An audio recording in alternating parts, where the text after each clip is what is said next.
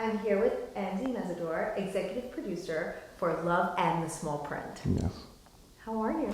Doing fine, thank you. How are you? I'm doing great, sitting here with you, getting ready to talk about Love and the Small Print. Talk to us a little bit about the movie. Well, Love and the Small Print is coming. It's a short film that's pretty much featuring three couples that are going through different situations within their relationships. And the thing I personally enjoyed about the movie, the short film, is that each relationship is told from a different perspective. It's a little gritty, in terms of the relationships are not necessarily the best. They're not picture perfect relationships, but they're realistic.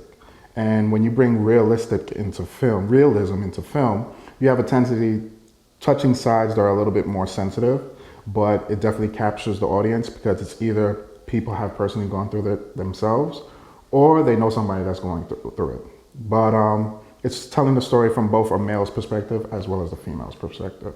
I've never seen a movie quite like this where there's so many different situations going on at the same time. It's almost like bringing in a world and seeing it all happen right before you in just different life situations.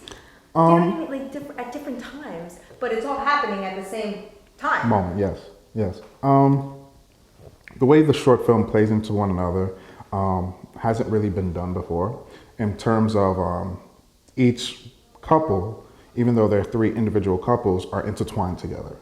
And the point of the short film is that it's coming from a standpoint to really grasp the audience.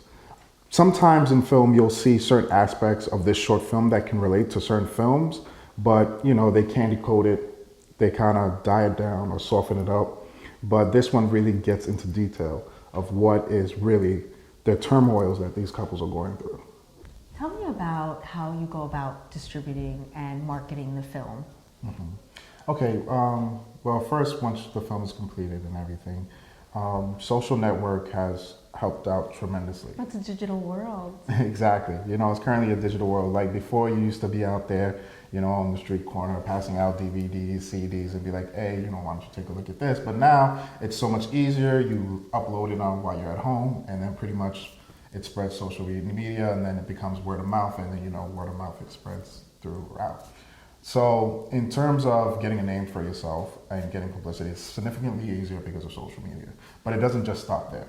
You have the works inside your inner circles, which family, friends, co-workers, and then as well as branching out and networking. Within the film industry, there has to be a lot of networking. So you're getting into everything pretty much. I myself, I'm into fitness, I'm into real estate, I'm into stocks, I'm all over the place.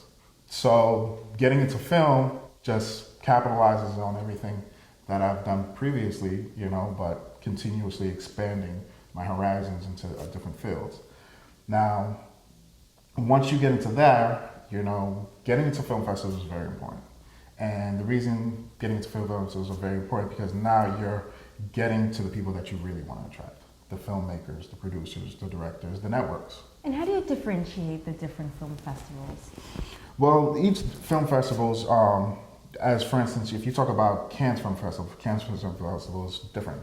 Cannes Film Festival is pretty much worldwide. You have people coming from all walks of life, to France, which is held in France, and you touch base with people from anywhere, speaking different languages, different ideas, different cultures. So it's very, very overwhelming, but at the same time, it plays into the creativity of film. So, a film festival like Cannes is where you want to be.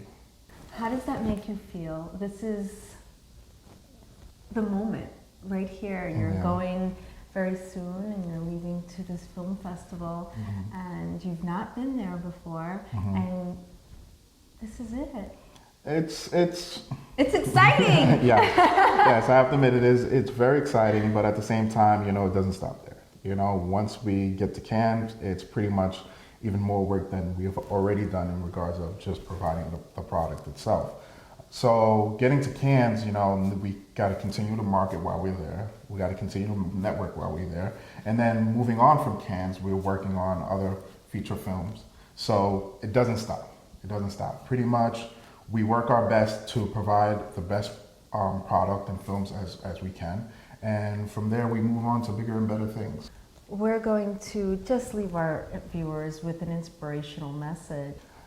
My inspirational message would be, don't limit yourself to your surroundings.